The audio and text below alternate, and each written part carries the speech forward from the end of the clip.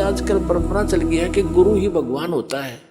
गुरु भगवान नहीं होता, वो तो भगवान ना आए थे सीधे गुरु बन के, और अपनी भक्ति की सतिथि बना के रखनी थी।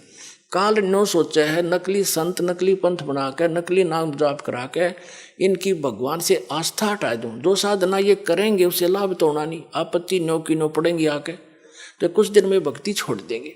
और परमात्मा सोच क्रियाएं करता है, आप भी आते हैं, कोई एक आधा संत भी भेज देते हैं, तो अधिकतर स्वयं ही आए हैं मालिक ने, और स्वयं ही वो काम करा जो भगवान किया करते हैं। तो वो तो भगवान और गुरु वो तो वन ऑल इन वन थे, वो तो सब कुछ थे दाता। लेकिन अन्य जो गुरु है वो गुरु है और भगवान अन्य है। गुरु परमात्मा का पुजारी होता है और उससे मिलाने वाला मीडिया होता है। गुरु भगवान नहीं होता, भगवान तो भगवान ही होता है। लेकिन उस परमात्मा को पाने के लिए एक विधि बताई है परमात्मा ने कि अपने गुरु को आप एज ए गॉड ट्रीट करना, उससे भगवान की तरह व्यवहार करना, ताकि जब तुम यहां से जाओगे इसी रूप में आगे भगवान परीक्षार्थ बैठेगा।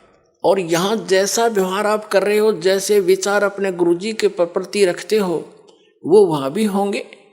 तो वहां जैसी आपकी व्यवहार विचार त्रुटि युक्त होंगे तो वहां से आपको रिजेक्ट कर दिया जाएगा, फिर वापस गिर जाओगे। तो इसलिए परमात्मा कहते हैं गुरु मानुष कर जानते ते नरकइये अंध, महादुखी संसार में आज्ञा काल के फंद।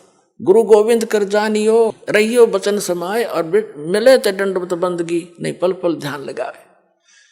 अब कहने का भाव क्या है कि जैसे ये दास है, इस दास के स्थान पर भगवान आ सकते थे, वो आ जाएं, और आप उनको खोज रहे हो भगवान अब यहां आ जाए, वो भगवान आपका कैसा व्यवहार होगा, जैसा इस दास के प्रति आपका है। अब उस परमात्मा के प्रति जो आपका भाव बनेगा, और वो भाव इस दास के प्रति नहीं है, तो वहां भी नहीं बनेगा आपका फिर उसके प्रति।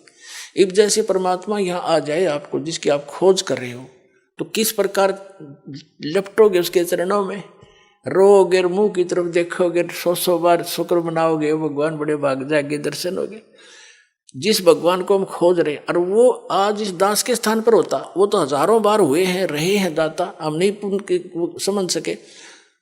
उसको जन साधारण एक भक्त संत समझ कर हमने उनसे डील किया। आप जो व्यवहार मेरे से कर रहे हो ऐसा उसके साथ करोगे, तो परमात्मा वहां जब जाएगा तो यहाँ ये सोचकर हमने गुरुदेव से डील करना चाहिए कि मान लियो भगवान बैठे हमारे सामने, भगवान के सामने कपट से बात नहीं की जा सकती।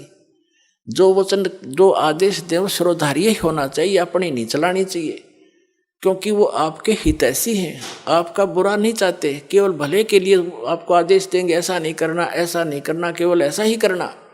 तो ये तुम वचन मानोगे तो भगत बनोगे और आपका कल्याण होगा। यहाँ कहते मुख पर वचन करे पर माना, और घर पर जाके करे विज्ञाना।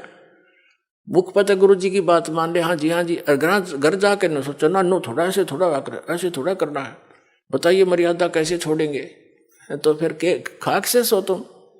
जो गुरु वचन पर डट गए कट गए फंद 84 के, भाई जो गुरु वचन पर डट गए कट गए फंद 84। तो गुरु वो तो गुरु रूप में आए थे मालिक ही, लेकिन दास गुरु रूप में मालिक नहीं, उस मालिक का दास समझो।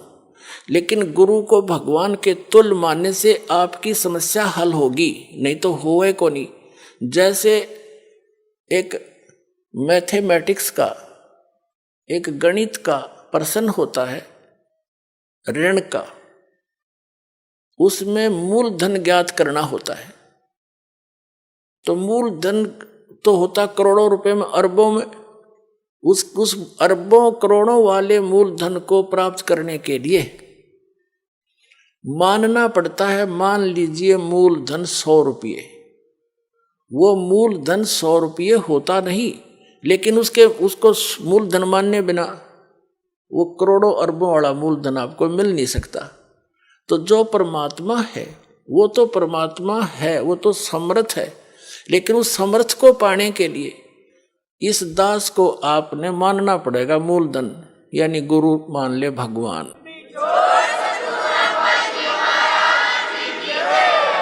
तभी आपकी यह समस्या हल होएगी।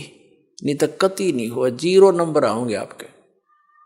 तो इस प्रकार समझदार को संकेत बहुत होता है।